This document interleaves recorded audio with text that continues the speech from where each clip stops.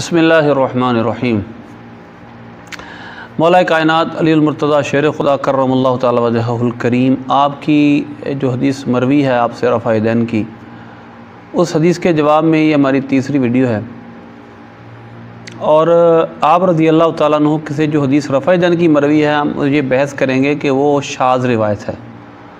Technically उसूल हदीस के एतबार से वो शाज़ रिवायत है और उसकी दलील मैं आपके सामने अब चंद मिनटों में दूँगा।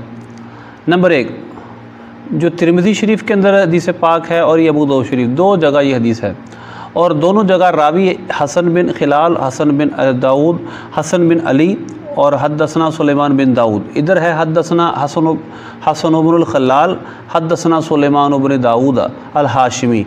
तो सनद अबू दाऊद शरीफ में भी वही है और तिरमिज़ी में भी वही है। तो हदीस जो रफ़ा यदैन की है उसके सनद के रावी दोनों जगह एक हैं, यानी जो सनद से जो रफ़ा यदैन मौला अली कर्रमल्लाहु तआला वजहुल से करने वाली रिवायत है उसमें रावी एक ही है।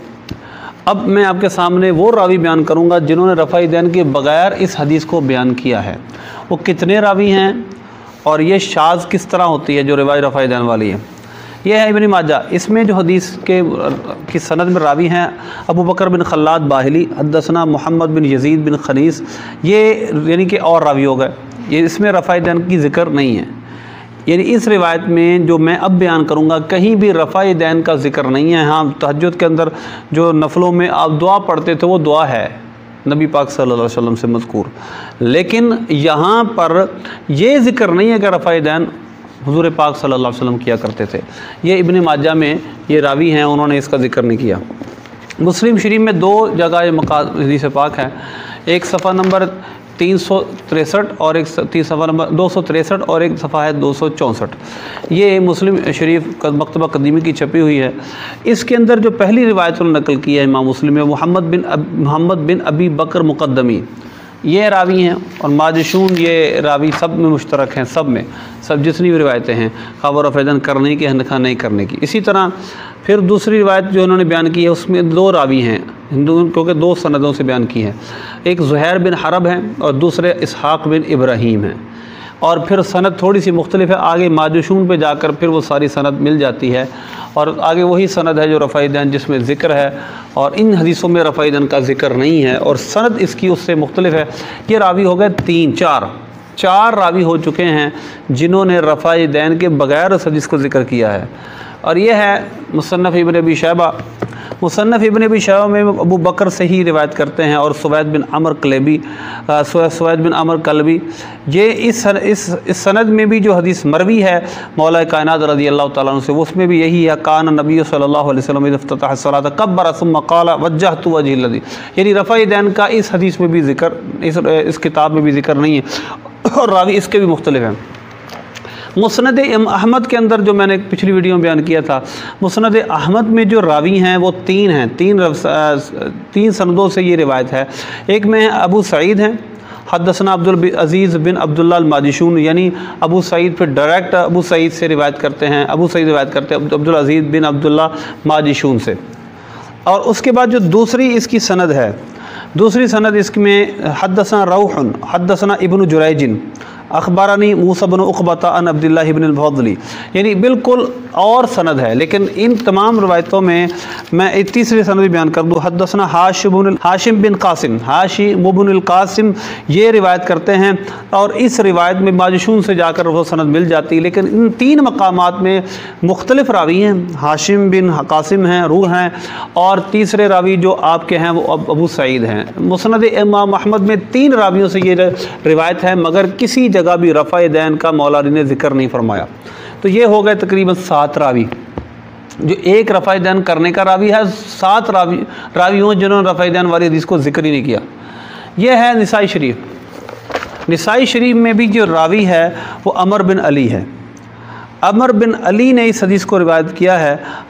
हदस अखबरना अमर बिन अली जिन क़ाल हदसना अब्दुर्रहमान इब्न महदी हदसना अब्दुल अज़ीज़ अबी सलमता।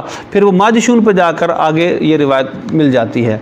आगे सनद वही है, माजिशून बिन अबी सलमा अन अब्दुर्रहमान अल-आरज अनिल अब्दुर्रहमान इब्न अल-आरजी अन अब्दुल्लाह उबैदिल्लाह इब्न राफ़िईन अन अली जिन रज़ियल्लाहु तआला अन्हु। ये सनद यहाँ भी मिल जाती है, लेकिन यहाँ भी रफ़ा दैन का जिक्र नहीं है।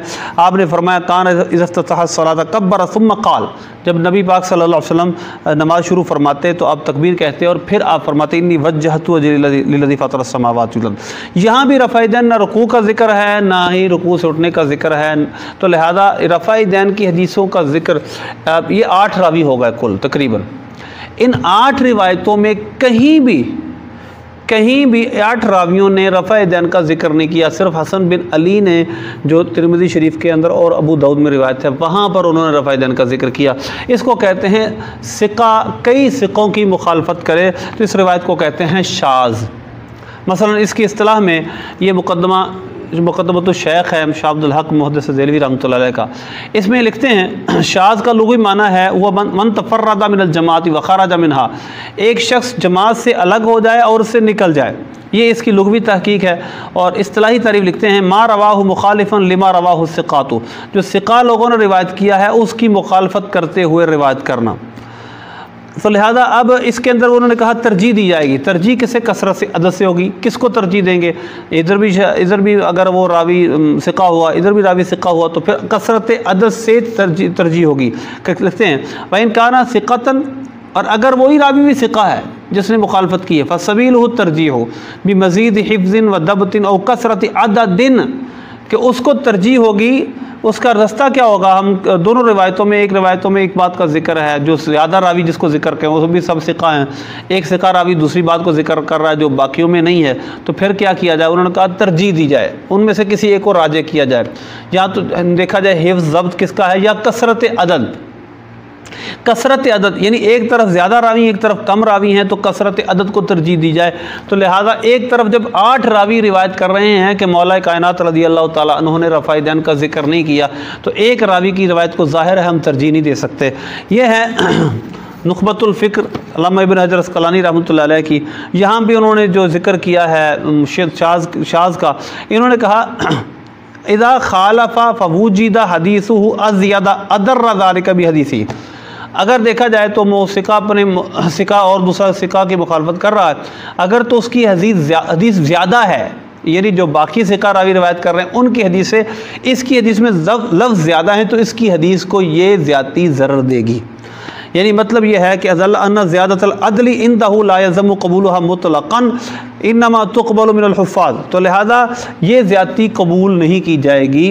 तो लिहाजा ये ज़्यादती कबूल इस वजह से नहीं की जाएगी कि एक तरफ तो 7-8 रावी हैं वो रिवायत कर रहे हैं और वो कह रहे हैं कि उनकी हदीस में तो कहीं रफ़ा दैन का जिक्र नहीं, और आप जो रिवायत का जिक्र कर रहे हैं उसमें रफ़ा दैन का जिक्र है। इसका मतलब ये है कि हम इस हदीस को जिसमें ज़्यादती है उसमें रावी भी एक है, शाज़ होने की वजह से उस पर अमल नहीं करेंगे, और जिस पर रिवायत में ये रावी मौजूद नहीं है, जिस रिवायत में ये अल्फाज मौजूद नहीं, हम उस पर अमल करेंगे। तो ये मैंने मुख्तसरन फिर इसकी वजाहत की है कि असल में मौला कायनात रज़ियल्लाहु तआला से जो रफ़ा दैन के तर्क की हदीस मुसन्नफ़ इब्न अबी शैबा में वो सही संदों से है, उसमें कोई शुज़ूज़ नहीं है, और जो रफ़ा दैन की हदीस आपसे मरवी है उसमें शुज़ूज़ है। एक रावी रिवायत कर रहे हैं कि आपके रफ़ा दैन को, और बाकी 8 रावी आपके रफ़ा दैन को बयान नहीं कर रहे हैं, इसको शाज़ कहते हैं। लिहाजा इस वजह से मौला कायनात रज़ियल्लाहु तआला के तर्क रफ़ा दैन की हदीस को हम तरजीह देते हैं।